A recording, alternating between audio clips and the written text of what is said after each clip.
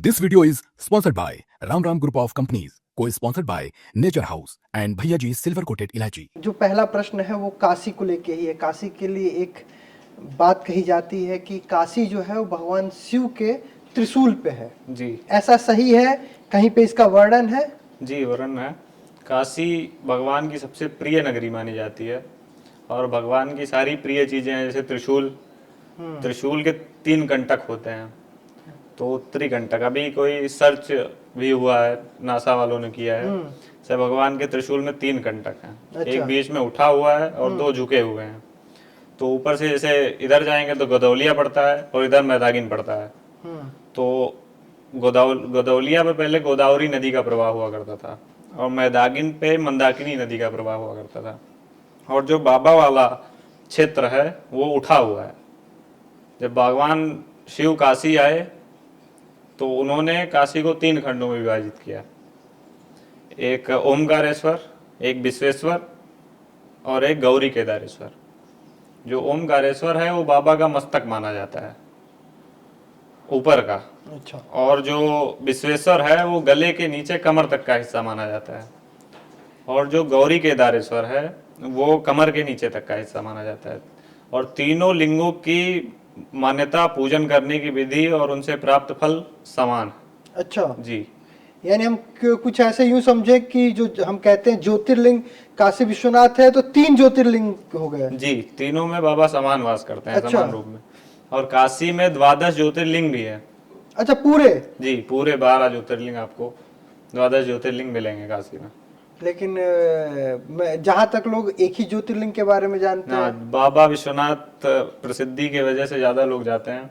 ओमकारेश्वर मंदिर वहीं से निकट 3-3.5 किलोमीटर दूरी पे पड़ता है, उसकी भी मान्यता सेम है। और वहां से थोड़ी दूर पे गौरी केदारेश्वर भी पड़ता है। स्कंद पुराण में ऐसा वर्णन है कि गौरी केदारेश्वर आप एक बार दर्शन करें और बाबा केदारनाथ ज्योतिर्लिंग 7 बार जाएं। बराबर है। बराबर सामान्यता मानी गई है उनमें। ऐसा क्यों? क्योंकि वो तो बाबा केदारनाथ काशी में पूजन करने मात्र से जितने भी शिवलिंग हैं वो सब ज्योतिर्लिंग के समान बताए गए हैं, सब पूजनीय है। शिवलिंग में जितने भी छोटे बड़े चाहे जो शिवलिंग मिलेंगे आपको वो सब पूजनीय है। ये ऐसी मान्यताएं कथाओं के अनुसार है कि मौखिक कथाओं के अनुसार है या कहीं पे वर्णन नहीं इन सब ये चीजों? शास्त्रों में वर्णन है। और काशी में पंचकोशी जगह है। उस पंचकोशी के अंदर काशी, पंचकोशी के बाहर जो जगह है वो बनारस आ जाता है। जो काशी है वो पंचकोशी, मतलब पंचकोशी के अंदर ही काशी है। तो पंचकोशी के अंदर जो जितनी शिवलिंग है वो पूजनीय है। अच्छा, जय शिव पुराण में ऐसा जिक्र है, चूंकि मैंने शिव पुराण पढ़ा नहीं है, लेकिन किसी महानुभव से मैंने सुना था कि शिव पुराण में भगवान शिव के आने का काशी में वर्णन है, लेकिन वो काशी छोड़ के गए ऐसा कोई वर्णन नहीं है।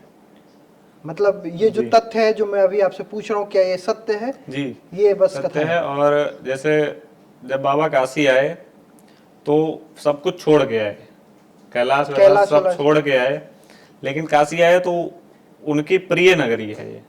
तो जब वो काशी आए तो सभी देवी देवता काशी आए।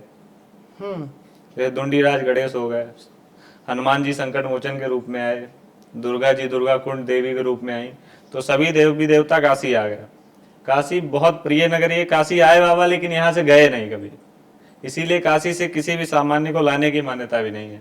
जैसे गंगा जल नहीं लाया जाता है या कोई भी ऐसी प्राकृतिक वस्तु लाने का कोई अर्थ नहीं है, उससे आपको पाप लगता है। यानी आप वहाँ गंगा जी नहाने जा रहे तो गंगा जल ना लाइए। काशी से गंगा जल मत लाइए, क्योंकि उसमें छोटे छोटे जीव जंतु होते हैं। वो किसी पुण्य कर्मों से काशी पहुंचे हैं। काशी मोक्षदायिनी नगरी मानी गई है। काशी के 12 नाम है, काशी मोक्षदायिनी माने, उन्हीं में से एक नाम मोक्षदायिनी भी है। तो काशी मोक्षदायिनी नगरी मानी गई है। तो वो जीव जंतु कितने पुण्य कर्म से काशी पहुंचे हैं और आप उनको गंगा जल भरने के रूप में घर ले आते हैं, तो उनको आप काशी से बाहर कर रहे हैं। अच्छा, तो वैसे पाप भी आपके ऊपर लगते हैं।